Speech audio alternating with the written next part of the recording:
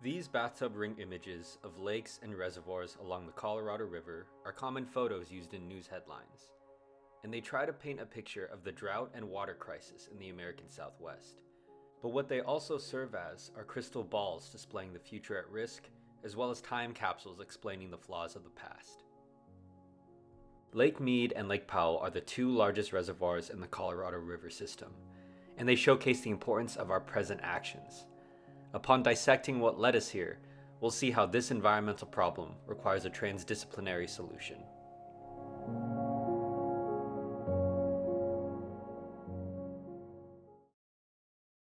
These images are from NASA's Earth Observatory, and these comparisons from a bird's eye view come from NASA's Landsat 7, and they show Lake Mead's water levels on a 22-year course of shrinking.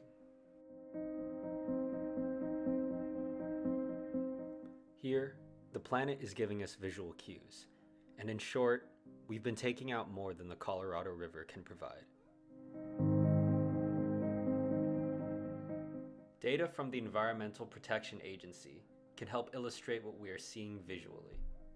This is the average air temperature increase from 2000 to 2020, and it covers the American Southwest. As you can see, this is the same region that was shown in the satellite image from before, and it's only getting warmer from here on out. On top of that, we see that the Colorado is divided at multiple points along this area in order to supply the industries in those key states: Nevada, California, Arizona, Utah, New Mexico. Naturally, the first culprits of water overuse to come to mind are desert oases like that of Tucson, Phoenix, Los Angeles, and especially Las Vegas.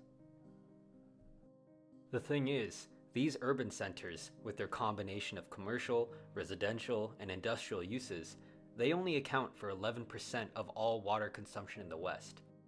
And yes, that includes golf courses and other forms of recreation that might be seen as wasteful.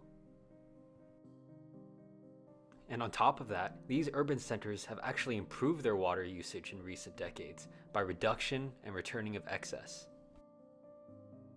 So what is the biggest user of water? Well, it's actually the agricultural sector. You see, the aridness of this region leaves much of it as empty farmland that's ripe for the taking. But this vastness comes at a cost. The resources these fields require to produce the same amount of yield as farms with smaller acreage in more ideal conditions, it's immense. Converting this bone-dry dirt to fertile soil for almonds or soybeans, it soaks up a lot of water. In fact, agriculture, it accounts for 86% of all water consumed. With supply dwindling and overall demand rising, we need to address the reality of life under limitations. Carrying on with few or small-scale offsets is not enough to adapt our infrastructure. Shifting how we eat, what we grow, and where we grow it is the best case under the current reality. Out of all the industries, the agricultural sector is the culprit that inflicts the most impact on water scarcity in the West. It necessitates the most urgent action. The Colorado River Compact was made exactly 100 years ago. It provided a flawed framework in its division of water. Firstly, indigenous people, the country of Mexico, as well as the environment were not considered in its drafting. Not only does it completely neglect those major users, but its math of the river's water flow was also wrong. The drafters were using inflated estimates of the actual water supply at the time. Today, the climate and regional conditions have only worsened. There's simply not enough water to go around. Thus, the compact is dividing up water that simply does not exist anymore.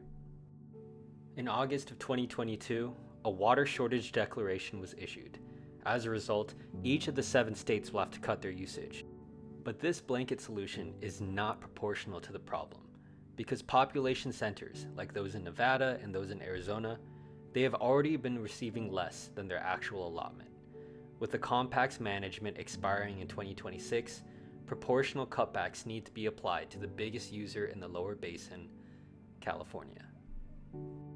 More specifically, the agricultural siphons in Southern California need to be addressed with cutbacks.